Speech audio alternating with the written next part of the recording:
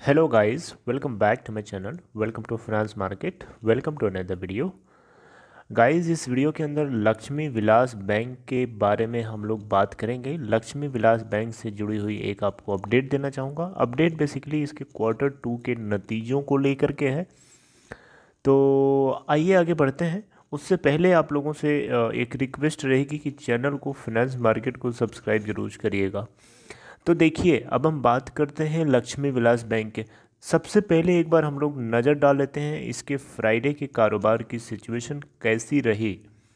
15.75 की open price होती है फ्राइडे वाले दिन एंड वहाँ से 15.40 का लो बनाता है एंड देन 15.75 का हाई है, यानी open price equal to high. Lower circuit लगा था 12.45 का और अपर सर्किट 18.65 का लगा था। आपको पता होना चाहिए इस बैंक के लिए जो 52 वीक लो है 10.40 है एंड 52 वीक हाई है 25.40 का। 15.60 की इसकी क्लोजिंग है फ्राइडे वाले दिन की, तकरीबन 0.32% ऊपर क्लोज होता है अपने लास्ट क्लोजिंग प्राइस के रिस्पेक्ट में। टोटल जो वॉल्यूम ट्रेड होता है 568,521 यानी 5,68,521। मार्केट कैप बची हुई है 525.7 करोड़ और डिलीवरी आप देखें चौक जाएंगे देख करके 70.68% की डिलीवरी यहाँ उठाई गई है। होपफुली आपको ये स्क्रीन जो है विजिबल है। इंडस्ट्री का पीई रेशियो अगर आप देखें तो 31.01% है। रिटर्न परसेंट थोड़ा सा आपको जल्दी से क्विकली बता देता हूँ। एक हफ्ते का 0.65% पॉजिटिव रिटर्न, एक महीने का 15.22% नेगेटिव रिटर्न, 3 महीने का 18.96% का नेगेटिव रिटर्न, 6 मंथ का 11.83% का पॉजिटिव रिटर्न और 1 साल का है 16.13% का नेगेटिव रिटर्न। बैंक की क्या हालत है, क्या सिचुएशन चल रही है, आपको नहीं पता है तो मैं आपको इसके ऊपर भी वीडियोस के थ्रू अपडेट करूंगा धीरे धीरे। इस बैंक के ऊपर काफ़ी मैंने रिसर्च करी थी लेकिन टाइम ना मिलने की वजह से मैं आप लोगों को अपडेट नहीं कर पाया। बहुत सारी इसके ऊपर मैंने रिसर्च करी थी, बहुत चीज़ें मैंने ढूंढी थी। इस बैंक की हालत बहुत बुरी चल रही थी। इसके जो स्टेक होल्डर्स हैं उन्होंने जो इसकी एनुअल जनरल मीटिंग थी उसमें वोटिंग करके 7 ऑफिसर्स को बाहर करवा दिया था। इसके बोर्ड से मतलब इसके मैनेजमेंट से बाहर फेंकवा दिया था। 7 लोगों की वजह से इस बैंक की इतनी बुरी हालत बनी है, ऐसा स्टेक होल्डर्स की वोटिंग के थ्रू कहना था। लेकिन अब देखिए क्या होता है इसके अंदर कोई नई इसका एक्वाइजिशन होने वाला है, उसके ऊपर और रिसर्च करूंगा लेटेस्ट, तो उससे जो कुछ चीज़ें मुझे पता चलेंगी मैं आपको अपडेट करूंगा वीडियोज़ के थ्रू। फिलहाल इस वीडियो के अंदर हम लोग जानने वाले हैं Q2 के नतीजों को लेकर के। अब देखिए लक्ष्मी विलास बैंक जो है नेट लॉस पोस्ट करता है Q2 physical year 2021। Physical year 2021 की जब भी बात होती है तो समझ जाइएगा सितंबर 2020 की बात हो रही है। लक्ष्मी विलास बैंक जो है 7 नवंबर यानी कल के दिन नेट जो लॉस पोस्ट किया है 396.99 करोड़ का, ठीक है। और ये बेसिकली क्या है कि जो Q2 2019 का जो फिगर था लक्ष्मी विलास बैंक के लिए सेम फिगर यानी नेट लॉस का वो था 357.17 करोड़ का, जो कि आज देख सकते हैं कि सितंबर 2020 यानी साल भर बाद वही वैल्यू जो है 396.99 एक्सटेंड हो जाती है। तो आप देख सकते हैं कि लॉस में इंक्रीमेंट लॉस बढ़ा है, राइट। होपफुली आपको ये स्क्रीन जो है विजिबल है। बहुत लोग शिकायत करते हैं कि आपकी स्क्रीन विजिबल नहीं होती है।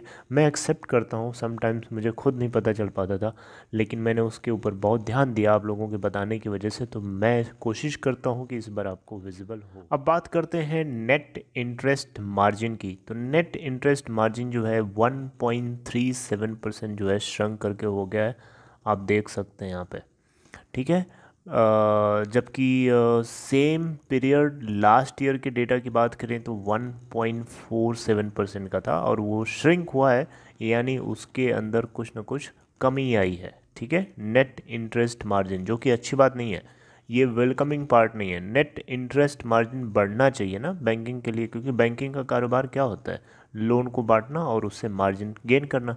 तो नेट इंटरेस्ट मार्जिन यहाँ पे श्रिंक किया हुआ है, यानी सिकुड़ा है, जो कि एक अच्छी बात नहीं है। ऑपरेटिंग लॉस की बात करें तो ऑपरेटिंग लॉस जो है इस बार इनको 5.66 करोड़ का हुआ है, जबकि 40.37 करोड़ का हुआ था इनको सितंबर 2019 में। तो ये एक अच्छी बात है, ऑपरेटिंग इनको ऑपरेशन से जो लॉस हुआ है वो कम हुआ है, जो कि ठीक है।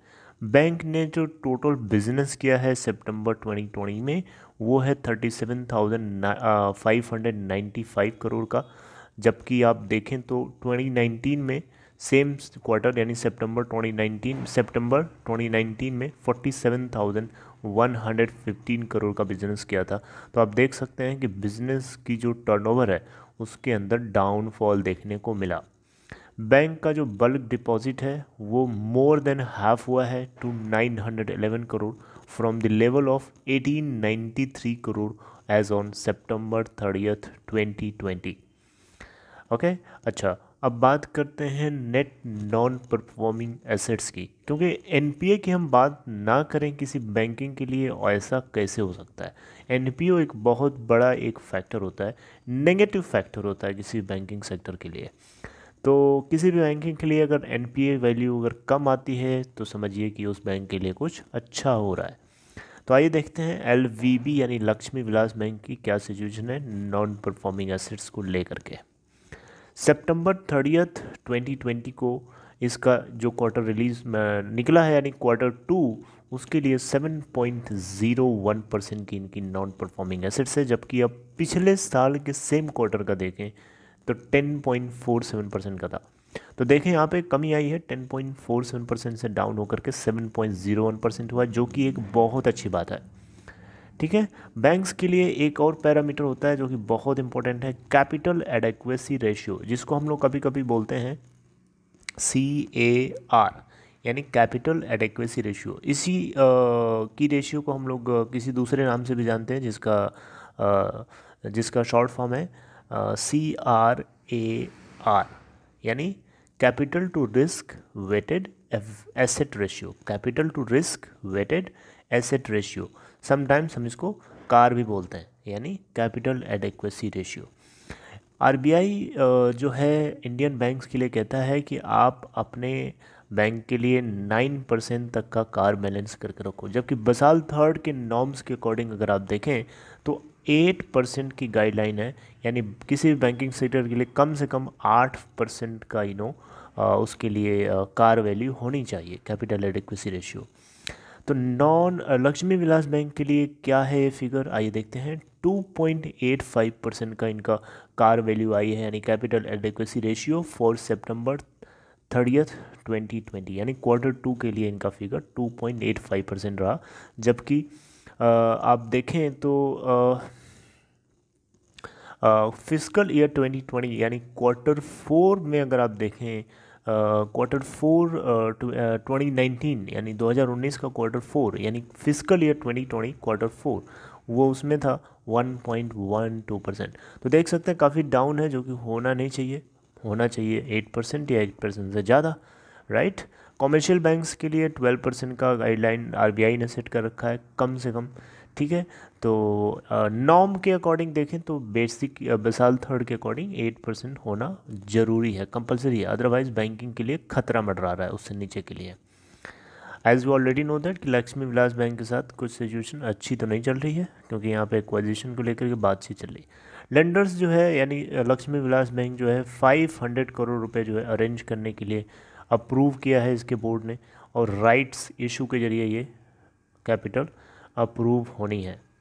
So this is all about this video. I hope you liked it. This is all about this video, guys. If you want to share your opinion or any sentiment regarding this video, let me know in comment box. If you are new to this channel, make sure to hit the subscribe button and also make sure to hit the bell icon to get notifications.